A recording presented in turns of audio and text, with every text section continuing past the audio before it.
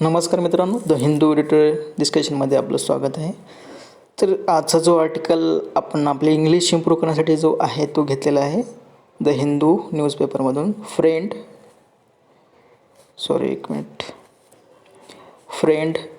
And neighbour. तर friend ह्या शब्दाचा अर्थ आपल्याला माहीत आहे, मित्र. आणि जो नेबर हा शब्द आहे, तर नेबर म्हणजे शेजारी. तो आर्टिकल आपल्याला हा वाचल्यानंतर आपल्याला समजेल. ओके, तर आपण स्टेटमेंट वाईज आपण सेंटेन्स वाईज आपण जे आहे ते आपण समजून घेऊया. India must strengthen ties with Bangladesh. India का एक सब्जेक्ट आहे, must modal auxiliary. Must strengthen म्हणजे काय, मजबूत करणे. टाईज म्हणजे संबंध, कोणासोबतचे संबंध मजबूत करायला पाहिजे भारताने, with Bangladesh. And appreciate Sheikh Hasina challenges. आणि जी शेख हसीना जी बांगलादेशची प्राईम मिनिस्टर आहे, त्यांचे जे चॅलेंजेस आहे, जे आव्हान आहे, त्याला अप्रिशिएट करायला पाहिजे. ओके, त्यानंतर the virtual summit between Prime Minister Narendra Modi and his Bangladesh counterpart Sheikh Hasina, where they discussed issues ranging from the violent border incident to the COVID-19 fight, demonstrate their desire to rebuild India-Bangladesh ties that have faced challenges in recent months. नंतर बघा, एवढं sentence आहे. तर virtual म्हणजे तुम्हाला माहीत, online summit म्हणजे एक फॉर्मल मीटिंग. ओके, बिटवीन कोणामध्ये ही मीटिंग होती, between prime minister Narendra Modi and his Bangladesh counterpart. आता काउंटरपार्ट हा जो शब्द आहे तो दुसऱ्या देशातील सेम पोझिशनवर असलेल्या व्यक्तीला दर्शवतो. जसे की आता आपल्या देशामध्ये प्राईम मिनिस्टर नरेंद्र मोदी जे प्राईम मिनिस्टर आहेत, तर बांगलादेशमध्ये शेख हसीना एक प्राईम मिनिस्टर आहे. म्हणजे काउंटरपार्ट म्हणजे काय, सेम पोझिशनवर असलेली व्यक्ती दुसऱ्या देशातली. ओके, वेअर दे डिस्कस्ड म्हणजे त्यांनी काय डिस्कस केलं, कोणत्या ह्या समिटमध्ये त्याने काय डिस्कस केलं, इश्यूज रेंजिंग. आता जे इश्यूज आहेत ते रेंज करत आहे कुठून, फ्रॉम द व्हायलंट बॉर्डर म्हणजे काय, व्हायलंट म्हणजे हिंसा, बॉर्डरवरती जे हिंसा होते, इन्सिडेंट जे व्हायलंट बॉर्डर इन्सिडेंट आहेत, टू द कोविड-19 फाईट म्हणजे जी कोविड-19 जो व्हायरस आहे त्याला फाईट. तर ह्या रेंजपासून ते इथपर्यंत त्यांनी म्हणजे बरेचसे जे इश्यूज आहेत त्यांनी डिस्कस केलेले. ओके, डेमॉन्स्ट्रेट दे डिझायर्ड. आता हे काय डेमॉन्स्ट्रेट म्हणजे हे काय दाखवत आहे आपल्याला, शो करत आहे. डेमॉन्स्ट्रेट दे डिझायर म्हणजे इच्छा, त्यांची इच्छा दाखवत आहे. की काय दाखवत आहे, टू रिब्यूट म्हणजे काय, पुन्हा चालू करणे. जसे की कम्प्युटर वगैरे, मोबाईल वगैरे रिबूट केला जातो ना, की बाकीच्या जे अगोदर ज्या अडचणी होत्या त्या अडचणी दूर होतात. म्हणजे आता जे इंडिया बांगलादेश जे टाईज आहेत, जे रिलेशन आहे, त्याच्यामध्ये काही महिन्यापूर्वी जे काही खराबी आली होती रिलेशनमध्ये, ती रिबूट करण्याची गरज आहे. म्हणजे आता सुधारण्याची गरज आहे. Okay, reboot India Bangladesh ties. तर सांगितलं तुम्हाला संबंध that have faced challenges in recent month. म्हणजे काही महिन्यामध्ये काही चॅलेंजेस म्हणजे आव्हान आपल्याला समोर जावं लागलं. ओके,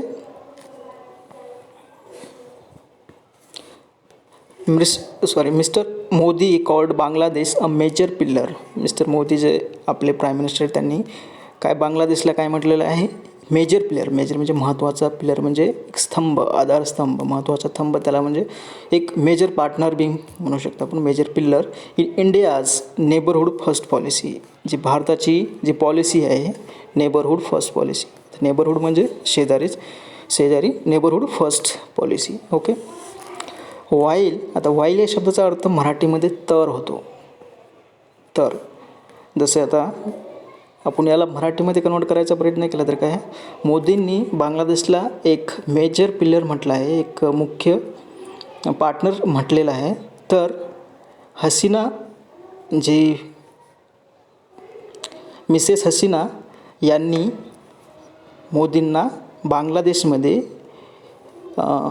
व्हिजिट करण्याचं आमंत्रण देणं आहे. म्हणजे छोटंसं सेंटेन्स मी समजा मराठीमध्ये सांगितलं तर, म्हणजे त्याचा अर्थ होतो व्हाईलचा तर नेमका. ओके, माझा सांगण्याचा हेतू एवढाच आहे. व्हाईल म्हणजे त्याला शब्दशः अर्थ तर होतो. Okay, while Mrs Hasina invited him to Bangladesh in March म्हणजे मार्चमध्ये त्यांना इन्व्हाइट केलं for the celebrations of the 58th anniversary. म्हणजे जी 58th ॲनिव्हर्सरी आहे त्यासाठी एक मिनिट जी 50वी ॲनिव्हर्सरी आहे ऑफ इट्स इंडिपेंडन्स, म्हणजे जे बांगलादेश स्वातंत्र्य झाला त्याची ॲनिव्हर्सरी आहे, 50वी ॲनिव्हर्सरी आहे. ओके. त्यानंतर नेक्स्ट सेंटेन्सवर जाऊ. It is a key opportunity for India which had played a major role in Bangladesh liberation in 1971. Okay, 1971. Okay, it is a key opportunity. की म्हणजे काय, आता ही चांगली अपॉर्च्युनिटी, संधी आहे कोणासाठी, भारतासाठी. विच कोणासाठी आला भारतासाठी, which had played a major role, म्हणजे भारताने एक मेजर रोल प्ले केला आहे कशामध्ये, बांगलादेश लिबरेशन इन 1971. म्हणजे बांगलादेशचं जे स्वातंत्र्य मिळालं बांगलादेशना, त्यांच्या स्वातंत्र्य मिळण्यासाठी भारताचं एक मुख्य योगदान भारताने दिलेलं आहे. Okay. To revive the bonhomie. आता बोनहमी या शब्दाचा अर्थ होतो फ्रेंडशिप. ओके, फ्रेंडशिप म्हणजे जे अगोदर आपले जे रिलेशन चांगले होते त्याला रिवाईव्ह करण्याची गरज आहे. ओके, त्याला पुनर्जीव करण्याची, म्हणजे जे रिलेशनशिप आहेत ते खराब झाले त्यांना सुधारायची गरज आहे. पण रिवाईव्हचा अर्थ, रिवाईव्ह म्हणजे काय होते, त्याला पुनर्जीवन असं म्हणतात. रिवाईव्ह म्हणजे रिवाईव्ह. ओके, सांगण्याचा अर्थ असाच आहे की जी बोनहमी जी फ्रेंडशिप होती अगोदर होती त्याला एक रिवाईव्ह करण्याची गरज आहे. अँड त्यानंतर address the issue adversely affecting the partnership. आणि जे इश्यूज आहेत जे ॲडवर्सली अफेक्टिंग म्हणजे परिणाम करतात कशावरती, पार्टनरशिप, म्हणजे दोघा देशाचे जे संबंध आहे त्याच्यावरती ते ॲडवर्सली अफेक्ट करतात, त्या इश्यूजला आपल्याला सॉल्व करायची गरज आहे. ओके. डिस्पाईट. आता डिस्पाईट या शब्दाचा अर्थ होतो असे असून सुद्धा. ओके, आता बघूया. Despite the friendship remaining solid, म्हणजे दोन देशाची जी फ्रेंडशिप आहे ती सॉलिड आहे, चांगली आहे. The border has been sensitive, म्हणजे तरीही आता जेव्हा आपण डिस्पाईटचा यूज करतो ना त्यावेळेस विरोधाभास असतो. समजा असे असून सुद्धा, त्यानंतर okay, despite the friendship remaining solid, म्हणजे दोन देशाची फ्रेंडशिप तर चांगली आहे तरीही बॉर्डर हॅज बीन सेन्सिटिव्ह, म्हणजे बॉर्डर काय आहे, बॉर्डर म्हणजे सीमारेखा सेन्सिटिव्ह राहिली आहे. सेन्सिटिव्ह म्हणजे काय, संवेदनशील राहिली आहे. का राहिली, कारण ॲटलिस्ट 25 बांगलादेशीज वेअर किल्ड, म्हणजे कमीत कमी 25 बांगलादेशी जे बांगलादेशचे सिटिझन्स आहे, नागरिक आहेत, वर किल्ड म्हणजे मारल्या गेले त्यांना कोणाद्वारे, इन द फर्स्ट 6 मंथ, म्हणजे पहिल्या 6 महिन्यामध्ये ऑफ धिस इयर, ह्या वर्षाच्या पहिल्या 6 महिन्यामध्ये 25 जे बांगलादेशी त्यांना मारल्या गेले बॉर्डरवरती by Indian forces. Okay, according to a rights watchdog. आता वॉचडॉग हे वॉचडॉग एक ग्रुप ऑफ पीपल असतात जे की ह्युमन राईट्स असतात, त्यांच्यावर लक्ष ठेवतात. ह्युमन राईट्स व्हायोलेशन कुठं होत असलं तर त्यांनी त्याविषयी रिपोर्ट करतात. ओके, तर ही जी माहिती आहे कोणानुसार आहे, according to rights watchdog. Okay. The Teesta water dispute. हे तीस्ता एक रिवर आहे, जे वॉटर डिस्प्यूट आहे, दोन देशामध्ये वाद आहे. रिमेन्स अनरिझॉल्व्ड, म्हणजे तो आणखीनही सॉल्व्ह झालेला नाही आहे. Okay. The citizenship amendment act and the propose national register of citizens. The citizenship amendment act, एक minute. The citizenship amendment act, जो की भारताने जो सिटिझनशिप अमेंडमेंट ॲक्ट आहे भारतात पास केलेला, एक minute. And propose national register of citizens, आणि जे नॅशनल रजिस्टर ऑफ सिटिझन आहे विच मिसेस हसीना कॉल्ड, म्हणजे मिसेस हसीना यांनी अननेसेसरी म्हटलेलं आहे. अननेसेसरी म्हणजे काय, गरज नसणे. ओके, अननेसेसरी म्हणजे याची काही गरज नाही असं त्यांचं म्हणणं आहे. Okay. Have created a negative impression, म्हणजे याच्यामुळे काय झालं, हे दोन ॲक्टमुळे, हे सिटिझनशिप ॲक्ट आणि हे जे नॅशनल रजिस्टर ऑफ सिटिझनशिप, याच्यामुळे काय झालं, have created negative impression about India, म्हणजे भारताविषयी निगेटिव्ह इम्प्रेशन तयार झालेलं आहे. ओके. अबोव ऑल, आता वरील आपण जे आर्टिकलमध्ये डिस्कस केले त्याहून अधिक इम्पॉर्टंट, अबोव ऑल म्हणजे काय, सगळ्यात इम्पॉर्टंट, सगळ्यात महत्त्वाचं म्हणजे China is making deep inroads into Bangladesh. जो चायना आहे तो, समजा आता बांगलादेश आणि इंडियाचे जे रिलेशन आहेत खराब झाल्यामुळे थोडेफार खराब झाल्यामुळे चायना काय करतो, त्याचा फायदा घेण्याचा प्रयत्न करतो. कशामुळे, by deep inroads, into Bangladesh by ramping up infrastructure. Ramping up म्हणजे काय, रॅम्पिंग म्हणजे वाढवणे. Okay, infrastructure investment. म्हणजे चायना काय करतो, आता इंडियाचे रिलेशन बांगलादेशसोबत खराब झाल्यामुळे चायना त्याचा फायदा घेतो, म्हणजेच इनरोड्स करणे. ओके, इन्फ्रास्ट्रक्चर म्हणजे काय, जे पायाभूत भरणी, म्हणजे जे देशाच्या जे डेव्हलपमेंटसाठी गरजेचं असते इन्फ्रास्ट्रक्चर, जसे की बिल्डिंग, त्याच्यामध्ये ते रोड्स येतात, इलेक्ट्रिसिटी येते. ओके, इन्व्हेस्टमेंट म्हणजे काय, गुंतवणूक करणे. And expanding economic cooperation.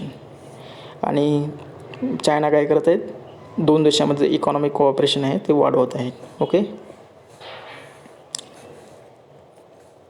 So it is imperative for India to bolster ties with this all weather friend. म्हणजे इट इज इम्पेरेटिव्ह म्हणजे काय, महत्त्वाचं, गरजेचं, कोणासाठी, भारतासाठी.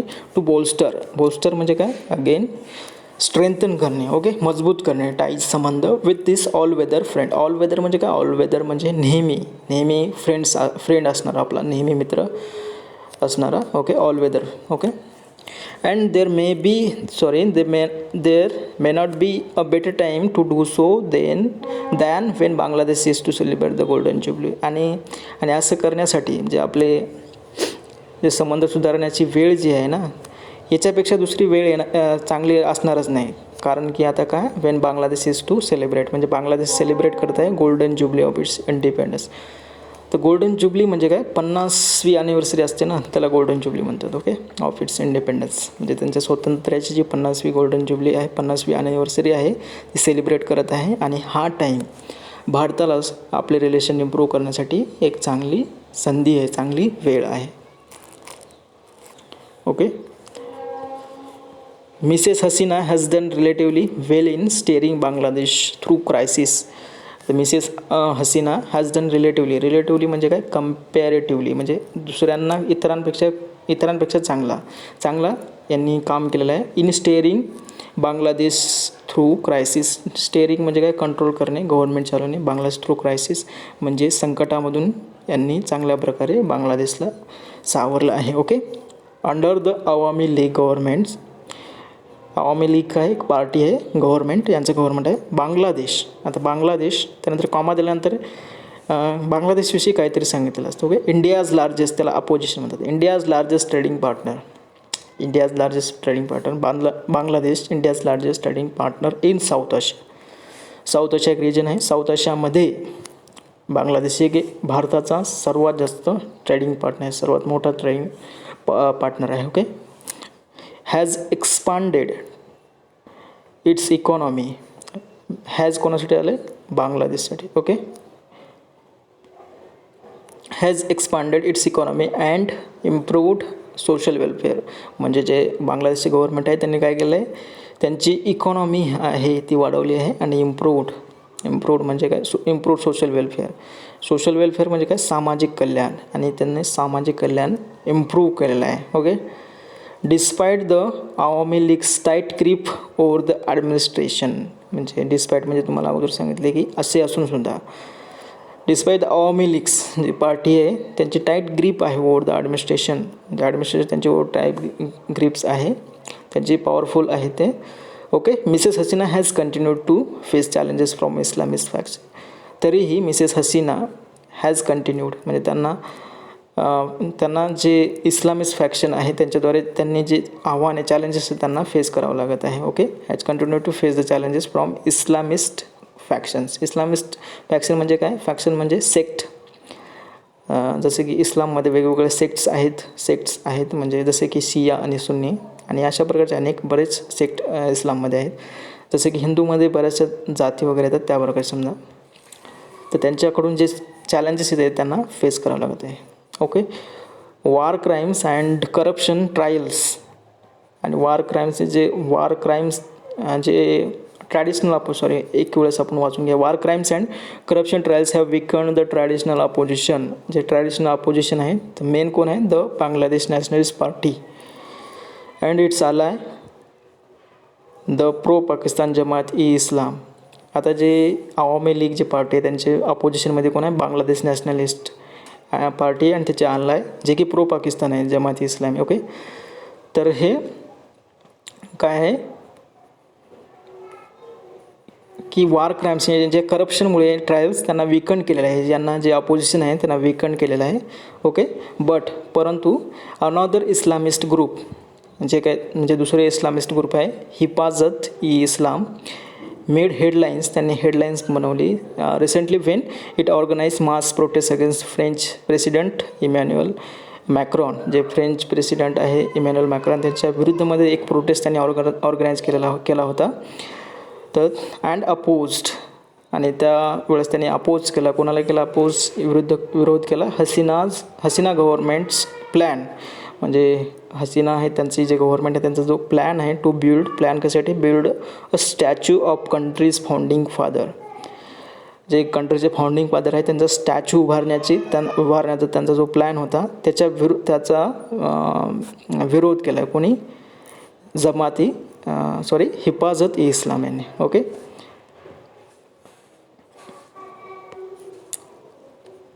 आणि जे फाउंडिंग फादर्स आल्यानंतर कॉमा देऊन बंगबंधू मुजीबुर रहमान एक नाव दिलं आहे बंगबंधूमध्ये.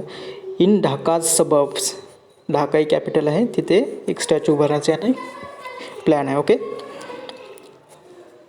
द हिफाजत हॅज क्लेम्ड, जे हिफाजत आहे जे प्रोटेस्ट करत आहे विरोध करत आहे त्यांचा दावा आहे दॅट इन्स्टॉलिंग स्टॅच्यूज म्हणजे स्टॅच्यूज उभारणे इज प्रोहिबिटेड इन इस्लाम. म्हणजे इस्लाममध्ये स्टॅच्यू उभारणे प्रोहिबिटेड आहे म्हणजे प्रतिबंध आहे. Okay, and that they would be pulled out, आणि त्यामुळे असं करायला नाही पाहिजे. Okay, but the government seems determined to go ahead with its plan. परंतु गव्हर्नमेंट जे आहे, जे हसीना यांची गव्हर्नमेंट आहे, सीम्स म्हणजे काय? सीम्स म्हणजे आपल्याला दिसून येत आहे समजा वाटणे. ओके, कारण ती गव्हर्नमेंट असं दिसत आहे की डिटरमाइंड म्हणजे काय? म्हणजे आपल्या मतावर ठाम असणे. Determined to go ahead with its plan म्हणजे त्यांचा जो प्लॅन आहे त्यांच्या प्लॅनवरती ते ठाम त्यांचं मत आहे. Okay, in a speech marking Victory day December, आता त्यांनी जो व्हिक्टरी डे होता म्हणजे त्यांचा जो इंडिपेंडन्स डे आहे त्यांच्यावर स्पीच देताना त्यांनी काय म्हटलेलं आहे? Mrs Hasina said she would not allow the country to be divide on religious line. म्हणजे ती वूड नॉट अलो म्हणजे असं होऊ देणार नाही, द कंट्री म्हणजे देश आहे, to be divide on religious line म्हणजे धर्माच्या आधारावर देश हा तोडल्या जाऊ देणार नाही असं म्हणतं. म्हणजे डिवाइड होऊ देणार नाही असं त्यांचं. In an indirect reference to Hefazat म्हणजे त्यांनी एक इनडायरेक्ट नाव न घेता इनडायरेक्ट त्यांना रेफरन्स हिफाजत त्यांनी म्हटलं आहे. Okay, India should support her fight against the radical element. म्हणजे भारताने जो हसीनाची जी फाईट आहे त्या फाईटला सपोर्ट करायला जायची. फाईट कोणाच्या विरुद्ध आहे? Radical element. रॅडिकल म्हणजे काय? रॅडिकल जे लोक असतात म्हणजे त्यांचं असं म्हणणं असतं की ते म्हणजे सोसायटीमध्ये कंप्लीट चेंज आणण्याचा प्रयत्न करतात radical element. Okay, India should also not allow the ideological inclination of ruling party to spoil the historical relationship between the two countries. म्हणजे India should also not allow म्हणजे इंडियाने असं होऊ द्यायला नाही पाहिजे. द आयडिओलॉजिकल इन्क्लायनेशन म्हणजे दोन कंट्रीचे जे आयडिओलॉजिकल इन्क्लायनेशन म्हणजे प्रत्येकाचे एक आयडिओलॉजिकल इन्क्लायनेशन असू शकतं, प्रत्येकाचं एक वेगवेगळं मत असू शकतं, पण त्या वेगवेगळ्या मतामुळे दोन कंट्रीची जी हिस्टॉरिक रिलेशनशिप आहे, जे चांगली मैत्री आहे ती स्पॉईल होऊ द्यायला नाही पाहिजे. म्हणजे जी मैत्री आहे ती खराब होऊ द्यायला नाही पाहिजे बिटवीन द टू कंट्रीज, दोन देशामध्ये. ओके, त्यानंतर एक minute. The New Delhi should take broader view of the changing scenario and growing competition in South Asia and reach out to Dhaka with an open mind. New Delhi आता कधी कधी देशाला हा कॅपिटलने दर्शवतात. New Delhi it should take a broader view म्हणजे याच्या आता म्हणजे भारताला एक ब्रॉडर व्ह्यू घेण्याची गरज आहे ऑफ द चेंजिंग सिनॅरो. जे सिनॅरो आहे ते चेंज होत आहे, बदलत आहे, जो टाईम आहे तो बदलत आहे. ग्रोईंग कॉम्पिटिशन म्हणजे साऊथ आशियामध्ये कॉम्पिटिशन वाढत आहे. And reach out to Dhaka म्हणजे रिच आउट एक फ्रेजल वर्ब आहे. रिच आउट म्हणजे काय करणे म्हणजे try try to make communication. Okay, communication करण्याची गरज आहे आणि कोऑपरेशन, दोन देशामध्ये कोऑपरेशन करण्याची गरज आहे. Reach out. Okay, with an open mind म्हणजे खुल्या मनाने, म्हणजे भारताने म्हणजे दोन देशामधले चांगल्या प्रकारचे कम्युनिकेशन इस्टॅब्लिश करायला पाहिजे आणि कोऑपरेशन करायला पाहिजे. ओके, अशा प्रकारचा जो आर्टिकल आहे आपण डिस्कस केलेला आहे. तर तुम्हाला हा जो व्हिडिओ आहे ते कसे वाटत आहे ते प्लीज तुम्ही कमेंट बॉक्समध्ये तुमची जी प्रतिक्रिया आहे ते देऊ शकता. आणि तुम्हाला जर व्हिडिओ आवडत असेल तर लाईक करा आणि चॅनलला सबस्क्राईब करा. पुन्हा भेटूया नेक्स्ट व्हिडिओमध्ये. तोपर्यंत धन्यवाद.